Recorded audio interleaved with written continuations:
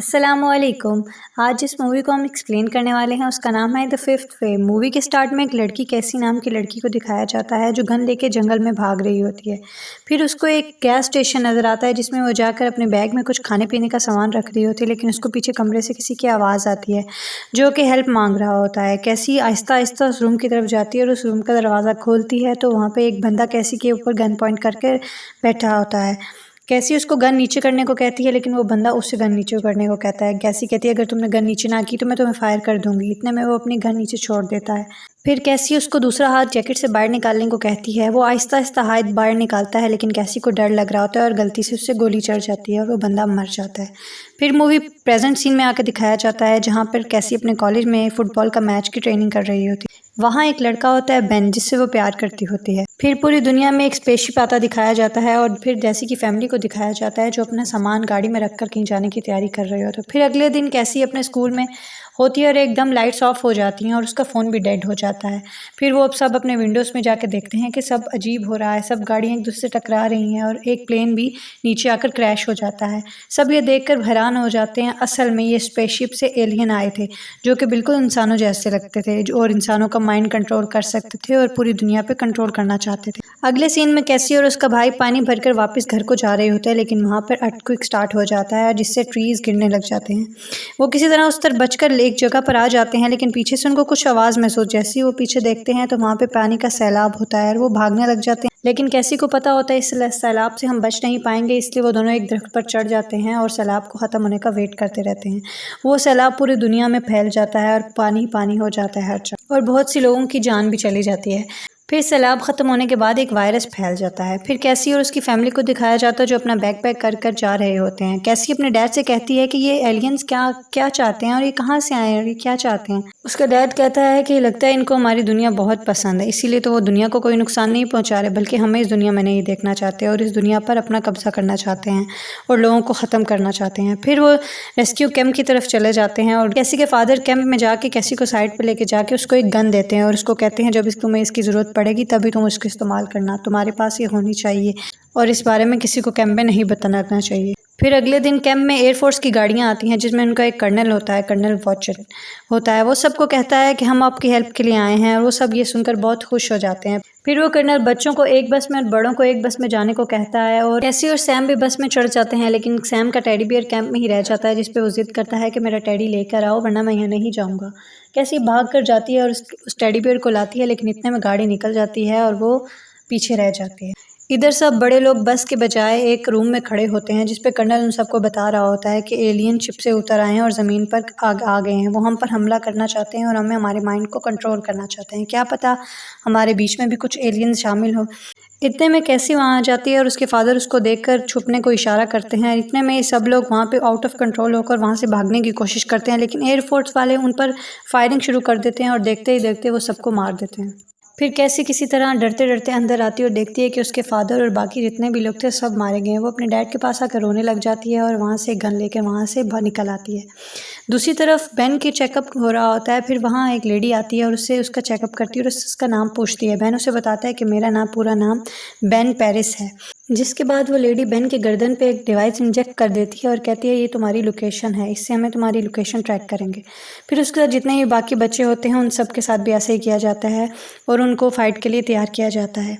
फिर दूसरी तरफ कैसी हाईवे पे आ जाती है और लोगों को नीचे गिरा हुआ देखती है। उनको देख के उनके करीब जाती है, साथ ही वहाँ ऊपर एक ड्रोन आ जाता है और उस पर फायरिंग करना शुरू हो जाता है और उसकी टांग पर एक गोली लग जाती है और वो गिर जाती है, लेकिन वो अपनी जान बचाने के लिए गाड़ी के नीचे छुप जाती है। वो बहुत डर जाती है, लेकिन किसी तरह वो बच के वहाँ से गाड़ी के नीचे से निकल आती है और वहाँ से भाग ही रही होती है, लेकिन वो बेहोश हो जाती है। फिर हम कर्नल को देखते हैं जो सब बच्चों से कह रहा होता है तुम सब पर मुझे बहुत फ़ख्र है और तुम सब फौजी है और हमारी स्पेशल फोर्स ने ये पता लगाया है कि वो लोग हम पर हमला करने वाले हैं और वो ये आखिरी हमला होगा, लेकिन हम नहीं जानते ये हमला कब और कैसे होगा, इसलिए हमें आखिरी हमले के लिए तैयार रहना होगा। इससे लड़ने के लिए हमें रेडी रहना होगा।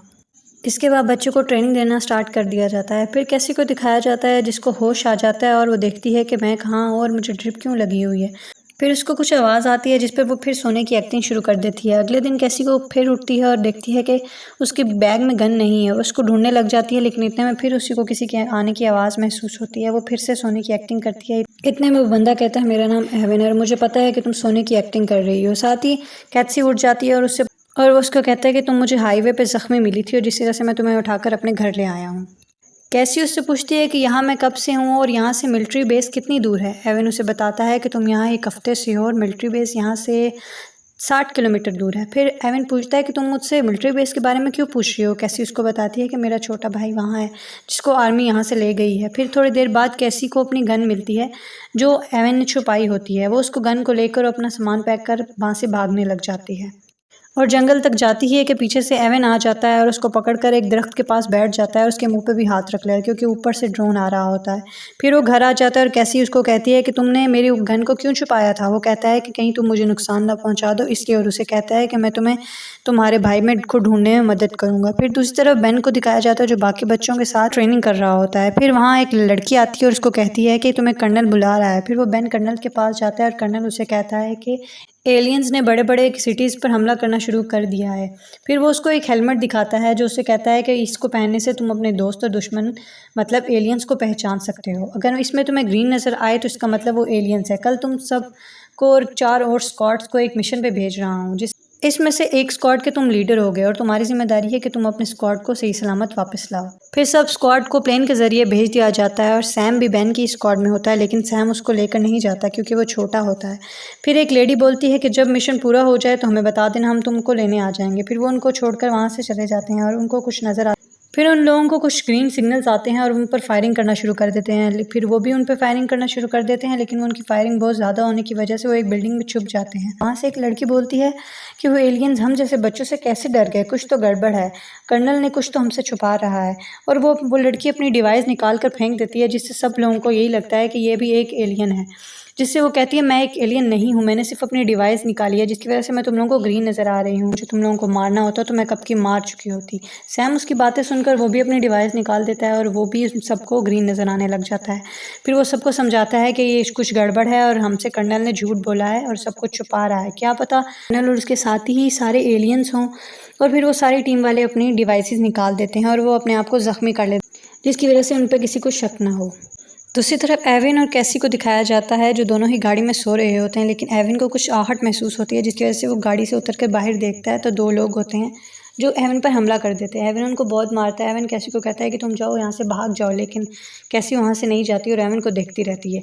उसको एविन पर शक हो जाता है, वो उस पर गन पॉइंट कर लेती है और उसको कहती है कौन हो तुम और क्यों कौन हो तुम और क्या चाहते हो। तो उससे कहता है कि मैं कोई एलियन नहीं हूँ, अगर मैं एलियन तुम्हें मारना चाहता होता तो तुम्हें कब का मार देता, लेकिन मुझे तुम्हें पहली नज़र देख के ही तुमसे प्यार हो गया था और मैं अब तुम्हारी मदद करना चाहता हूँ और तुम्हारे भाई सैम को ढूंढने के लिए तुम्हारे साथ जाना चाहता हूँ। लेकिन कैसी उस पर यकीन नहीं करती और उसे अपने पीछे आने से मना करती है और किसी तरह मिलिट्री बेस के अंदर चली जाती है।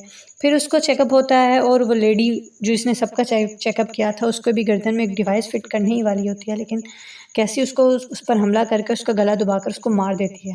दूसरी तरफ बेन को दिखाया जाता है जो कर्नल से बात कर रहा होता है। कर्नल उससे पूछता है कि मुझे बताओ कि वहाँ पे क्या हुआ था।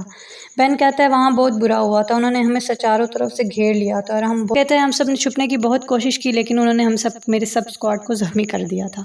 जिसकी वजह से कर्नल समझ जाता है कि बेन उनसे झूठ बोल रहा है, इसलिए कर्नल उसको कहता है क्यों ना हम एक डील करें, तुम मुझे सब कुछ सच बताओगे और मैं तुम्हें छोड़ दूंगा। बेन कहता है मुझे पता है तुम लोग कौन हो और हमारे पीछे क्यों पड़े हो। इतने में वहाँ की लाइट ब्लिंक होती है जिस पे कर्नल को पता चल जाता है कुछ ना कुछ गड़बड़ है। वो अपने सोल्जर को बुलाते हैं और पेन को लेके जाने को कहते हैं और ऑर्डर देते हैं कि सब बच्चों को यहाँ से दूसरे प्लेन में शिफ्ट कर दिया जाए।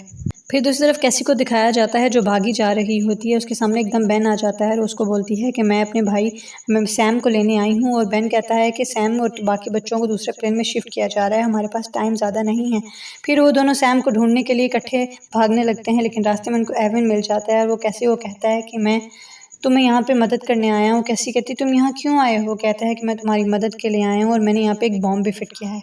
फिर कैसी सैम को ढूंढने के लिए एक रूम में चली जाती है जिसमें वो लाइन में खड़ा होता है, जिसके हम उसको देख लेती है और उसको पकड़कर बाहर ले आती है और वो दोनों भागने लग जाते हैं। बेन भी उनके साथ हो। जैसे ही वो वहाँ से निकलते हैं वहाँ पे एक ब्लास्ट होता है और वहाँ पर बेन की एक फ्रेंड कार लेकर आ जाती है और सबको उसमें बिठा लेती है। यहीं पे ये कहानी ख़त्म हो जाती है। कैसी लगी आपको ये स्टोरी? अगर आपको ये ट्रेलर मूवी पसंद आई हो तो उसको लाइक और सब्सक्राइब कीजिएगा।